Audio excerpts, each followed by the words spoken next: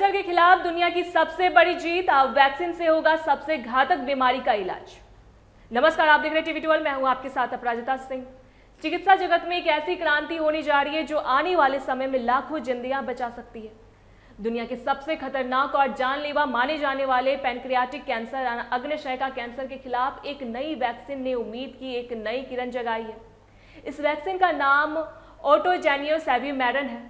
यह कोई साधारण वैक्सीन नहीं है, बल्कि एक थेराप्यूटिक वैक्सीन है, जिसका मतलब है कि यह बीमारी से बचाव के लिए नहीं, बल्कि कैंसर हो जाने के बाद उसके इलाज के लिए इस्तेमाल की जाती है।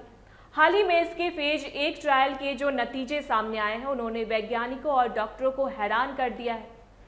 पैनक्रियाटिक कैंसर को सबसे घातक इसलिए माना जाता है क्योंकि इसका 5 ईयर सर्वाइकल रेट, यानी बीमारी का पता चलने के बाद 5 साल तक जीवित रहने की संभावना मात्र 13% होती है। लेकिन इस नई वैक्सीन के ट्रायल में देखा गया है कि जिन मरीजों के शरीर ने वैक्सीन पर अच्छा रिस्पॉन्स दिया, उनमें से करीब 90% लोग इलाज के 4 से 6 साल बाद भी स्वस्थ और जीवित हैं। यह आंकड़ा इस बीमारी के इतिहास में एक मील का पत्थर माना जा रहा है। इस वैक्सीन की सबसे खास बात इसकी mRNA टेक्नोलॉजी है। यह वही तकनीक है जिसका इस्तेमाल हमने कोविड-19 की वैक्सीन बनाने में देखा था। यह वैक्सीन शरीर के सेल्स को एक खास संदेश देती है, जिससे वे ट्यूमर से जुड़े प्रोटीन बनाने लगते हैं। इसके बाद शरीर का इम्यून सिस्टम, खास तौर पर टी सेल्स, उन प्रोटीनों को पहचान कर कैंसर सेल्स पर घातक हमला करना सीख जाते हैं। सबसे दिलचस्प बात तो यह है कि यह एक पर्सनलाइज्ड वैक्सीन है, यानी इसे हर मरीज के ट्यूमर के डीएनए के हिसाब से अलग अलग तैयार किया जाता है। यह किसी एक सांचे में ढली दवा नहीं है, बल्कि हर मरीज के लिए विशेष रूप से बनाई गई कस्टम मेड दवा है। न्यूयॉर्क के मशहूर मेमोरियल सोलेन कैटनी कैंसर सेंटर में डॉक्टर विनोद बालाचंद्रन के नेतृत्व में हुए शोध में 16 मरीजों को शामिल किया गया था। इन सभी की सर्जरी हो चुकी थी। सर्जरी के बाद उन्हें कीमोथेरेपी के साथ यह वैक्सीन दी गई। नतीजों में देखा गया कि जिन 8 मरीजों के इम्यून सिस्टम ने इस वैक्सीन को स्वीकार किया, वह टी सेल्स बनाए। उनमें से 7 लोग 6 साल बाद भी जिंदा हैं। वहीं जिन मरीजों पर वैक्सीन का असर नहीं हुआ, उनकी जीवित रहने की अवधि काफ़ी कम रही।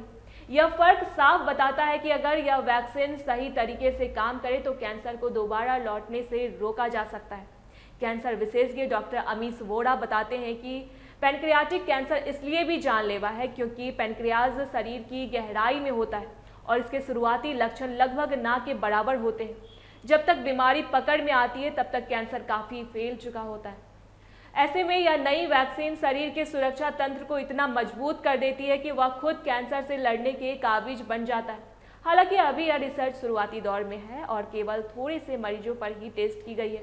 वैज्ञानिक अब इसके फेज 2 ग्लोबल ट्रायल की तैयारी कर रहे हैं, जिसमें इसे बड़े पैमाने पर दुनिया भर के मरीजों पर टेस्ट किया जाएगा। इस वैक्सीन के साथ चुनौतियां भी कम नहीं है। इसे बनाना बेहद जटिल और समय लेने वाला काम है। साथ ही इसकी लागत और उपलब्धता भी भविष्य में बड़े सवाल होंगे।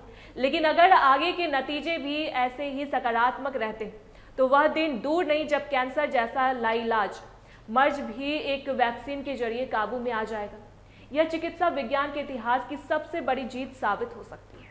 ऐसी तमाम खबरों के लिए देखते रहे टीवी 12। धन्यवाद।